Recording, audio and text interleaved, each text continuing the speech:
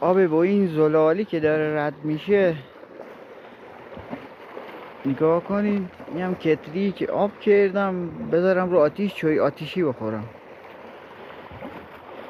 اینجا هم برم زیر درخت ها بشیرم آتیش کنم کنار آب. جای شما هم خالیه. چه آبی رد میشه.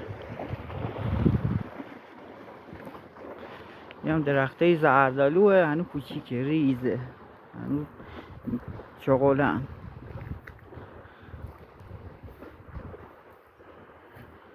این هم قشنگی ایران.